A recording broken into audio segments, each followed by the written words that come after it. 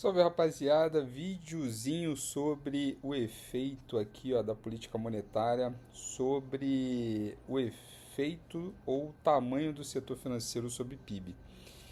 Então aqui o que eu fiz? Eu peguei a curva ajustada e depois a curva real do setor financeiro sobre PIB, ou seja, o valor do crédito total sobre o PIB, que está batendo aí na casa de uma alta histórica de 55%. Além disso, eu plotei também a Selic, que já bateu próximos de 15% aqui no período da crise da Dilma Rousseff. E isso é um período aí de impeachment, etc., período bem conturbado, e que aumentou a valores históricos muito acima de uma média, né, baseado em situações de mesma questão, né? Ou seja, o que está acontecendo com o Brasil, dado que hoje a gente tem uma máxima histórica que não se justifica. Ao mesmo tempo em que você tem aí um movimento bem interessante sobre o que está acontecendo em relação a um período longo, né, de 15 anos. Então, a princípio, a gente precisa entender como é que o Banco Central afeta o nosso dia a dia. E eu vou explicar o porquê. Olha esse movimento aqui, ó. Quando você tem 2020 a 2021, de maneira bem célere, quando o Banco Central reduziu a taxa de juros para aquele patamar de 2,5%, você teve um salto no crédito de quase, vamos botar aqui, 45 a 52,5%, né? Vamos botar quase aí 10%, vamos botar 7 pontos percentuais de salto na proporção do crédito sobre PIB. Na mesma toada, ou numa tentativa de recuperar uma queda muito forte do crédito, quando você teve aqui ó, esse movimento, que foi um movimento contracionista da nossa economia, onde o crédito foi enxugado por conta de problemas aí em relação a processos de impeachment e tudo mais. Então, nesse sentido, a gente teve uma forte queda na participação do crédito. Então, esse aqui é um momento de boom econômico, então o crédito fazendo com que a economia cresça. Aqui aqui você atinge o pico lá em 2016, 2015, ou seja, já estávamos tendo uma forte contração, e aqui é um momento de queda nessa relação. E aí ela estanca aqui ó, em 2020 e você tem dois fenômenos, uma queda muito forte nos juros e o PIX.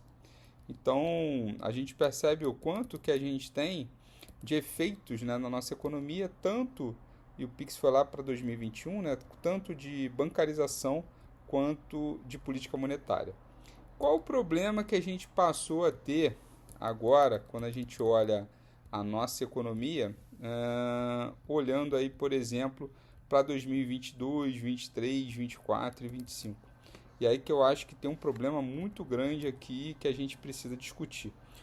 2025 a gente teve, ao final de 2025, uma forte, no ano passado, né, uma forte sinalização que o Brasil estava caminhando para o caos. Que a gente estaria caminhando para um déficit fiscal histórico, para uma inflação descontrolada, desemprego, ou seja, problemas gravíssimos na nossa economia. E os juros começaram a subir, fazendo com que eles atingissem patamares até então antes nunca navegáveis, né? Ou seja, patamares realmente elevados para os últimos 15 anos. E a inflação nunca teve tão baixa, com o desemprego tão baixo, e o nosso crescimento do PIB nunca teve tão alto. E o que aconteceu? O crédito ele não arrefeceu nesse momento, mostrando que o canal de transmissão da política monetária que a gente perceber aqui, ó, que gerou aqui uma forte contração no crédito aqui em 2016, não acontece na mesma visão aqui em 2025.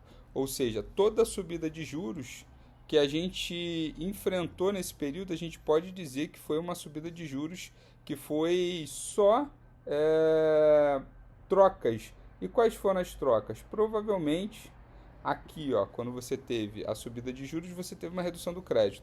Aqui você ainda continua tendo uma expansão do crédito. Então, provavelmente, pessoas aqui, ó, endividadas precisaram aumentar o seu volume de crédito, aumentando a participação do crédito no PIB, mas com custo mais alto. Ou seja, você teve, na minha visão, um efeito que a gente chama de efeito Slutsky, ou seja, Efeito preço é igual a efeito substituição, mas efeito renda. Então as pessoas trocaram crédito mais barato por crédito mais caro e perderam renda nesse processo, porque obviamente a cesta de consumo intertemporal diminui. Isso significa que os mais endividados aqui nesse período estão sofrendo muito por conta dessa política. Então a gente está atacando, na minha visão, tá? Um baita pá de areia no motor da economia, tentando fazer com que esse motor seja corrompido, seja estancado e, pasmem, mesmo assim a economia anda. Isso significa que numa contradição desse modelo, quando a gente começar a reduzir juros, que eu acredito que já deveriam estar nesse patamar aqui, ó, se a gente for pegar no mesmo período histórico, a gente está falando aqui de 2011, 12, período aqui, ó, até mesmo se a gente fosse pegar a continuidade desse processo, numa normalização, a gente estaria caminhando para essa trajetória de taxa de juros próximos de 7,5 e 8, cara, aí a gente vai ter um resultado bem interessante na seara econômica. Mas deixem aí o que vocês acreditam que vai acontecer, deixem nos comentários, um forte abraço e até a próxima.